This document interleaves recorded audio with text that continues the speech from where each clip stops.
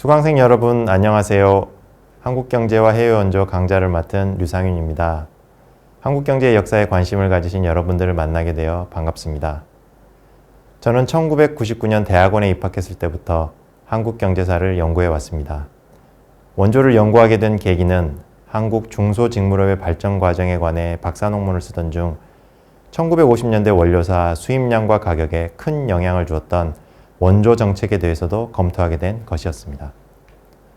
이후 미국 국립문서기록관리청에 소장된 공문서를 활용하여 원조 당국과 한국 정부 사이의 정책 조정, 기업 단위의 원조 배분 실태 등을 연구해 몇 편의 논문을 발표했습니다. 또한 명지대 김도열 교수님과 함께 한국이 받은 ODA 규모를 추정하는 작업도 진행한 바 있습니다. 한국은 막대한 원조를 받던 나라 중 괄목할 만한 경제성장을 이루어 이제는 원조를 주는 나라가 된 대표적인 사례이며 매우 드문 사례입니다. 원조라는 국제개발협력은 오랜 역사를 가지고 있지만 여전히 효과성 등에서는 많은 논쟁이 제기되고 있기 때문에 특히 원조의 효과적인 집행이라는 측면에서 한국의 원조 역사는 많은 시사점을 제공할 수 있습니다. 이 강좌는 지난 약 80년간의 한국 경제를 해외 원조라는 관점에서 고찰하는 것을 목표로 합니다. 해외 원조가 한국 경제의 안정과 성장에서 매우 중요한 역할을 하였던 1960년대까지를 주요 대상으로 하며 원조의 역할이 변화한 1970년, 1980년대와 함께 마침내 수원국에서 공여국으로 전환한 1990년대도 다룹니다. 강의를 통해 답을 제시하고자 하는 주요 질문은 다음과 같습니다. 첫째, 해외 원조의 국제적인 흐름 속에서 한국에 대한 원조는 어떻게 전개되었을까요? 둘째, 얼마나 많은 원조가 한국에 제공되었으며 그 구성은 어떠했을까요? 셋째, 한국에 제공된 해외 원조는 어떻게 한국 경제에 영향을 미쳤을까요? 넷째, 수원국에서 공여국으로의 전환 과정은 어떻게 진행되었을까요? 이 강좌가 앞의 질문들에 대한 완전한 해답을 제공해 줄 수는 없겠지만 이 강좌를 통해 지금까지의 연구를 통해 밝혀진 내용들을 정리, 습득할 수 있을 것입니다. 이 강좌가 한국 현대사와 한국 경제사를 전공하고자 하는 수강생들에게 지식을 제공하고 앞으로의 연구 과제를 발굴하는 데 기여할 수 있기를 기대합니다. 그럼 이제부터 강좌의 학습 내용에 대한 개요를 설명드리겠습니다. 한국경제와 해외원조 강좌는 총 12강으로 이루어져 있으며 각 주차별 강의 내용은 다음과 같습니다. 1주차 강의에서는 원조라는 국제개발협력의 역사에 대해 먼저 학습합니다. 개발도상국의 경제 안정과 성장을 위한 해외 원조는 제2차 세계대전 종전 후 냉전 상황에서 미국 정부에 의해 시작되었습니다. 그 후 공여국이 늘어나고 해외 원조가 추구하는 목표가 변화되는 과정을 최근까지 살펴볼 것입니다. 해외 원조를 측정하기에 일반적으로 사용하는 ODA의 정의를 학습하고 OECD의 통계를 활용해 해외 원조의 전반적인 추이를 정리합니다. 2주차 강의에서는 한국 경제로 초점을 맞추어 해외 원조 수원과 공여의 역사를 통계를 통해 개관합니다. 한국 경제에서 외국으로부터의 원조가 중요한 역할을 했던 시기가 국제적으로 ODA 개념이 규정되기 전이었기 때문에 OECD 통계만으로는 한국 경제의 역사 위에서 해외 원조가 차지했던 위치를 제대로 파악할 수 없습니다. 따라서 ODA 개념과 무관하게 작성된 한국 정부 통계를 ODA 개념에 기초한 OECD 통계와 비교하며 해외 원조 통계를 정리할 것입니다. 그리고 그렇게 정리한 원조 규모가 국제 비교의 관점에서 어느 정도의 수준이었는지 파악하고 그 시사점을 제시합니다. 3주차 강의에서는 해방 이후 1960년대 초까지 미국 주도의 원조가 한국에 제공되는 과정에서 한국 내 현지 수행 체계가 어떻게 확립되고 변화했는지를 정리합니다. 미국은 원조를 제공했을 뿐만 아니라 그 원조의 효과를 극대화하기 위해 한국 정부의 정책 변화를 요구했습니다.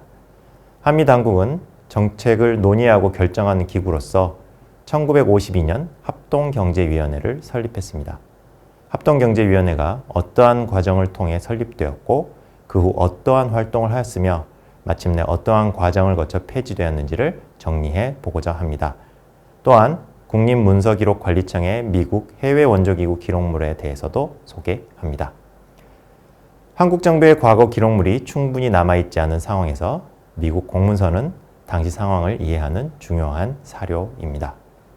합동경제위원회의 회의록도 잘 보존되어 있으며 이것을 활용한다면 다양한 측면에서 원조 당국과 현재 정부의 관계에 관한 흥미로운 사례 연구가 가능할 것으로 생각됩니다.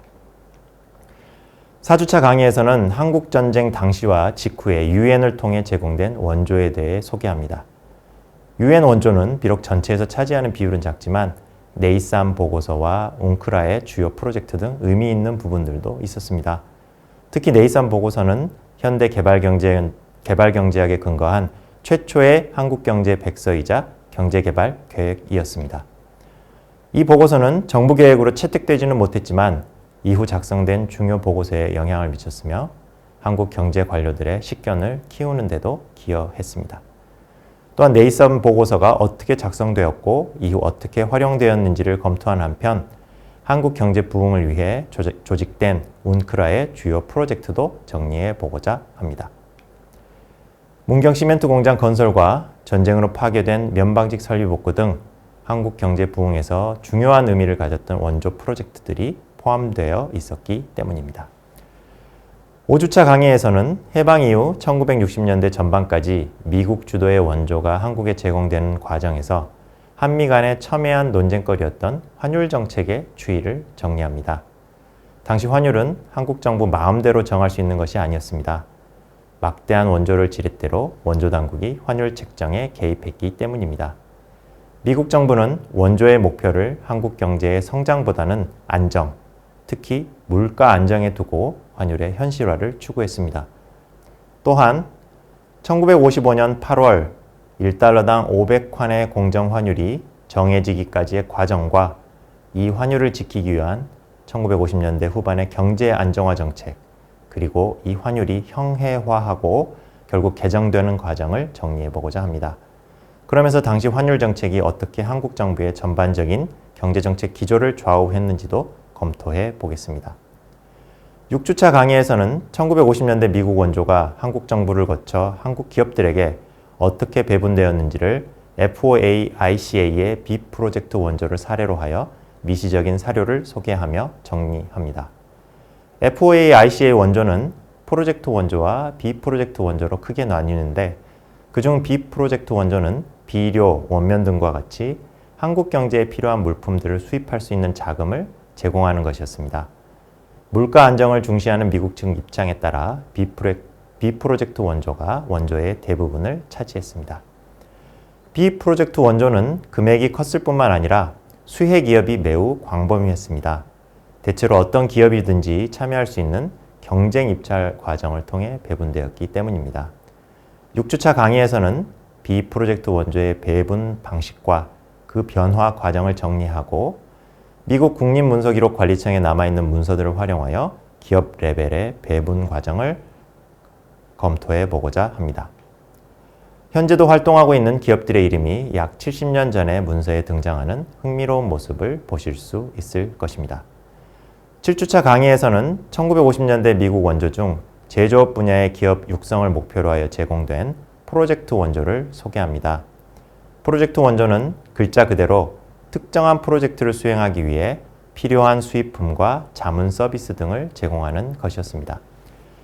FOA-ICA 원조 중 프로젝트 원조는 비프로젝트 원조보다 금액이 적었고 교통 분야에 가장 많은 금액이 제공되었습니다.